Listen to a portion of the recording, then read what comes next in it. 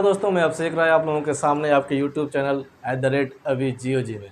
जैसा कि आप लोग देख रहे हैं कि नेटवर्क इशू के कारण मेरा लाइव क्लास आज का नहीं चल पाया, तो मैं रिकॉर्डेड वीडियो बनाने जा रहा हूं, जिसमें आप लोग इस वीडियो को देखिएगा, शेयर करिएगा, लाइक करिएगा और सब्सक्राइब करिएगा। कमेंट करना मत भूलिएगा जहाँ भी कुछ डाउट होगा, ठीक है। तो आपको पता है कि आपका अपना चैनल कौन सा है, अभी जियो जी, ठीक है। तो कल के क्लास में हमने पढ़ा, एनसीईआरटी की पूरी सीरीज चल रही है और इस एनसीईआरटी के सीरीज में क्लास 11 का विषय भूगोल का भारत भौतिक पर्यावरण का चैप्टर नंबर 2 पढ़ा जा रहा है, जिस चैप्टर नंबर 2 का नाम है आपका संरचना एवं भू आकृति विज्ञान। और ये एनसीईआरटी का चैप्टर नंबर 2 का लेक्चर नंबर क्या है, तीसरा, ठीक है। तो अब तक आपने पढ़ा, क्या पढ़ा था? पुरानी क्लास में आपने पढ़ा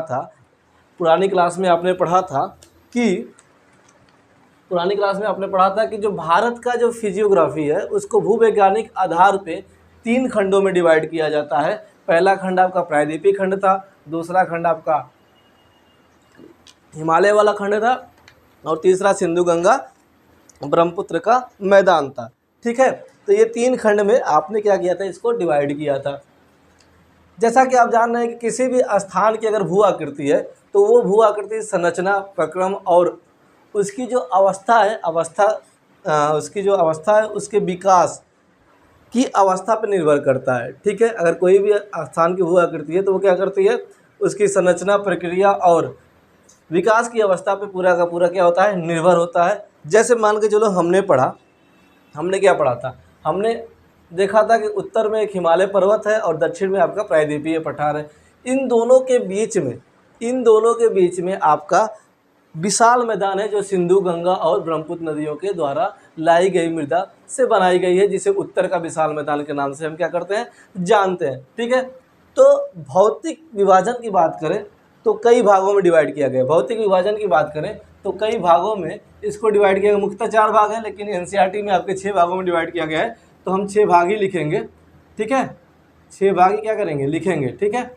तो ये 6 भाग में पहला भाग आपका क्या है, उत्तर एवं उत्तर पूर्व का हिमालय पर्वत, उत्तर एवं उत्तर पूर्वी क्या, पर्वतमाला। दूसरा आपका जो भाग डिवाइड होगा वो आपका है उत्तर भारत का मैदान, उत्तर भारत का मैदान। और तीसरा आपका जिसको डिवाइड करेंगे आप तो प्रायद्वीपीय पठार।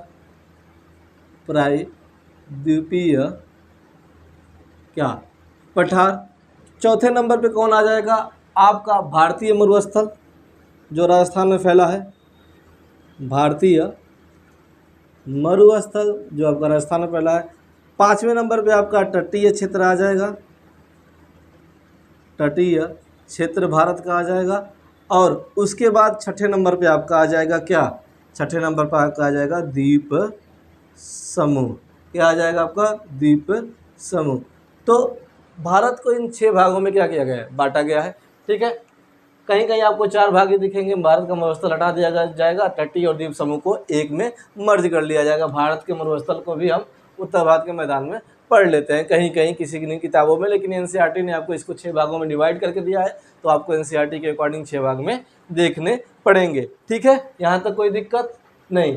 तो बात इसकी होती है, सबसे पहले किसकी बात करेंगे, तो सबसे पहले हम बात करेंगे उत्तर एवं उत्तर पूर्व पर्वतमाला की, ठीक है। तो उत्तर और उत्तर पूर्वी पर्वतमाला की हम बात कर रहे थे, थोड़ा पानी पीने चला गया था।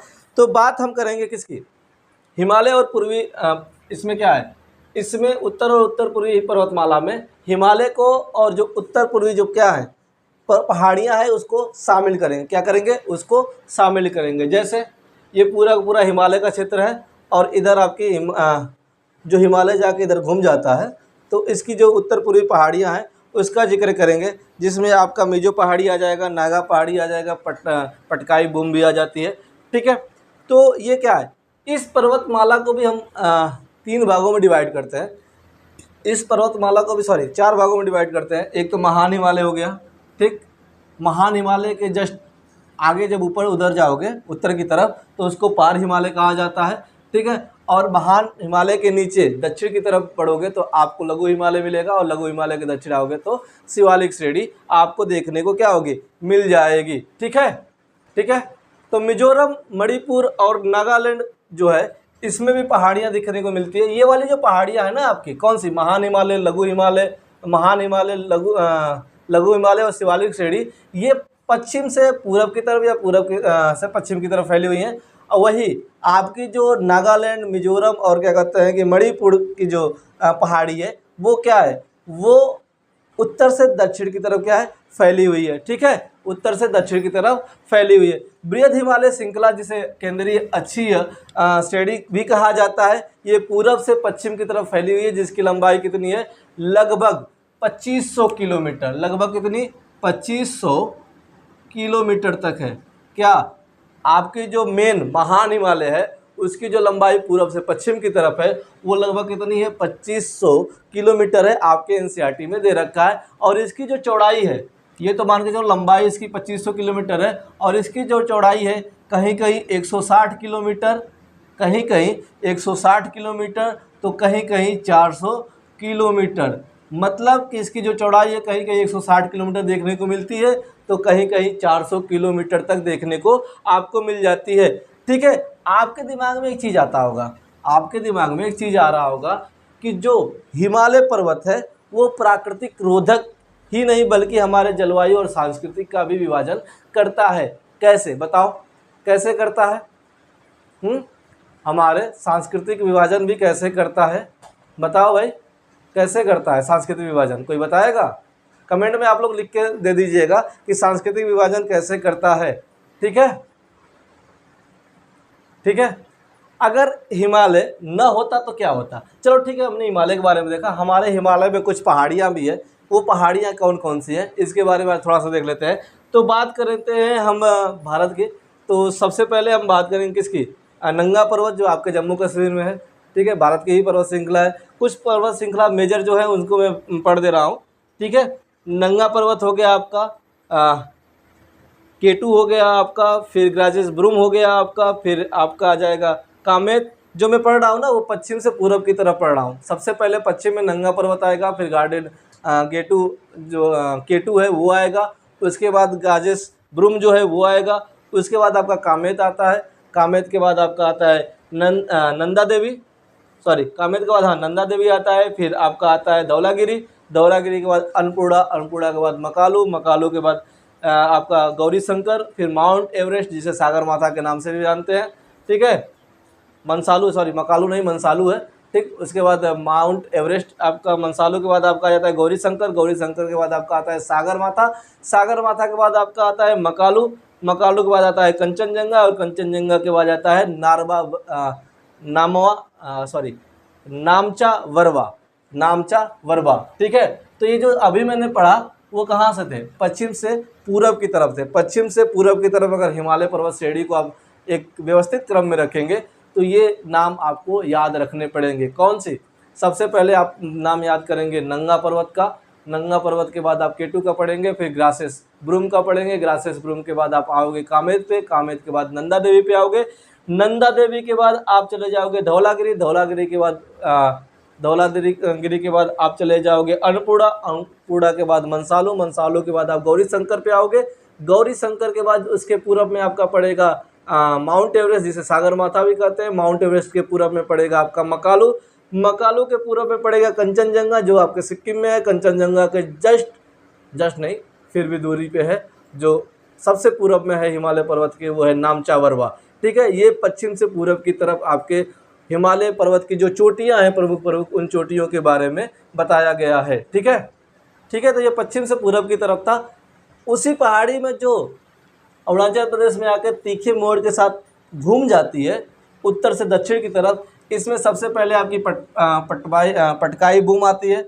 पटकाई बूम के बाद क्या आएगी आपकी, पटकाई बूम के बाद आती है नागा पहाड़ी, नागा पहाड़ी के बाद आती है आपकी मीजो पहाड़ी। ठीक है, जब दक्षिण की तरफ हमारा हिमालय पर्वत एक तीखा मोड़ लेता है तो सबसे पहले हमारा पटकाई बूम आता है, पटकाई बूम के बाद आपका आता है नागा पहाड़ी, नागा पहाड़ी के बाद आता है मीजो पहाड़ी। तो ये तो पहाड़ियों के बारे में बात हो गई। ठीक है, आपके हिमालय पर्वत में इतनी पहाड़ियाँ मुख्यतः हैं, इतनी पहाड़ी चोटी जो मुख्यतः पाई जाती है। ठीक है, अभी मैंने आपसे क्वेश्चन पूछा था कि हिमालय एक प्राकृतिक रोधक ही नहीं बल्कि सांस्कृतिक और जलवायु का भी विभाजक करता है, कैसे? मान के चलो कि हिमालय ना होता तो मानसूनी हवाएं को रोक नहीं पाता और पूरी मानसूनी हवाएं उत्तर की तरफ चली जाती। ठीक है, हमारे भारत में बरसात नहीं होती, तो हो सकता है कि पूरा का पूरा हमारा भारत मरुस्थलीय क्षेत्र हो जाता।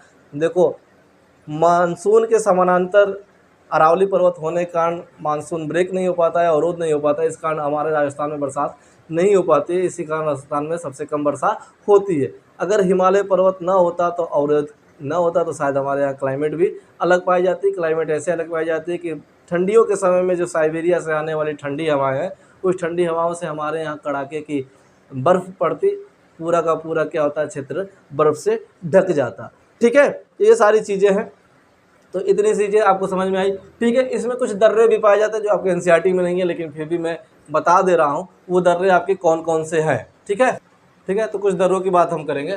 तो हमारे जो भारत है, भारत में कुछ इंपॉर्टेंट दर्रे भी पाए जाते हैं, जैसे बुर्जिल दर्रा जो है, बुर्जिल दर्रा या जोजिला दर्रा की बात करें, ये दोनों दर्रा हैं, दोनों दर्रे हैं, वो आपके जम्मू कश्मीर में पाई जाती है। बुर्जिल दर्रा और जोजिला दर्रा आपके जम्मू कश्मीर वाले रीजन में है।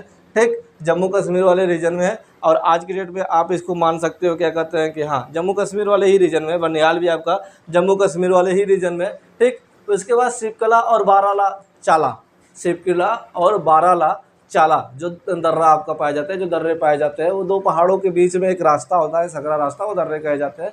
ठीक है, वो जो पासेज होते हैं, वो पासेज आपके कौन सा पासेज? शिवकिला और बाराला चाला, ये जो दो दर्रे हैं वो आपके हिमाचल प्रदेश में पाए जाते हैं। वही आपका थांगला और लिपुलेख, वही आपका थांगला और लिपुलेख उत्तराखंड में पाए जाते हैं।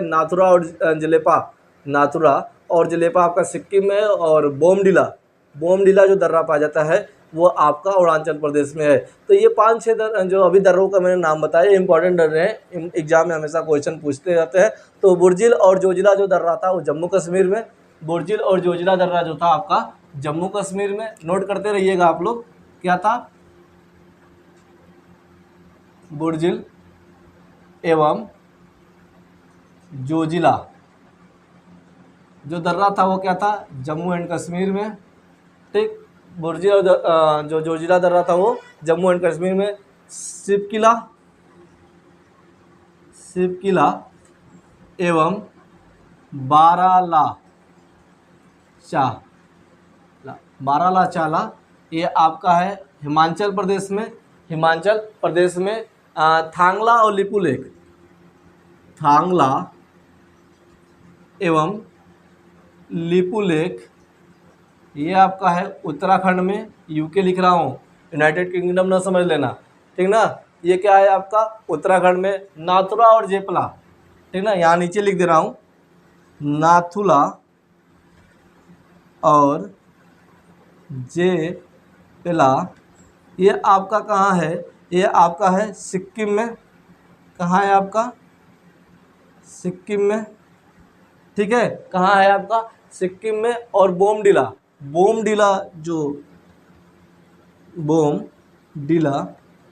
जो दर्रा है वो दर्रा आपका कहाँ है? अरुणाचल प्रदेश में। कहाँ है? अरुणाचल प्रदेश में। ये दर्रे थे, भारत के दर्रे जो हिमालय पर्वत वाले श्रेणी में पाए जाते हैं, ना कि पठारी वाले में। ठीक, ये जितने दर्रे इंपॉर्टेंट दर्रे मैंने बताया वो आपके कहाँ पाए जा रहे हैं? भारत के हिमालय वाले क्षेत्रों में। ठीक है, तो आज के लिए सिर्फ इतना ही। उत्तर भारत के हिमालय के बारे में हमने पढ़ा क्या कि इसको 4 भागों में डिवाइड किया गया है, महान हिमालय, मध्य हिमालय और शिवालिक श्रेणी। और महान हिमालय के जस्ट बगल ऊपर पार हिमालय के नाम से जिसे जाना जाता है, जिसे ट्रांस हिमालय भी कहा जाता है। ये कैसे हैं, इनके बारे में जो एनसीईआरटी के अकॉर्डिंग था इतना मैंने पढ़ाया। उसके बाद हमने ये देखा कि इसमें कौन कौन से पर्वत चोटियाँ पाई जाती है, हिमालय पर्वत में कौन कौन चोटियाँ पाई जाती है, उसको पश्चिम से पूरब की तरफ हमने देखा। उसके बाद इसमें जो मुख्य दर्रे थे उसको हमने पढ़ा कि कौन से दर्रे कहाँ कहाँ पे पाए जाते हैं। तो आपसे निवेदन है कि वीडियो अगर पसंद आए तो इसको लाइक करिएगा, शेयर करिएगा, सब्सक्राइब करना मत भूलिएगा। जो भी डाउट हो कमेंट में पूछिएगा। तब तक के लिए धन्यवाद। आपके चैनल अभी जियोजी में। धन्यवाद।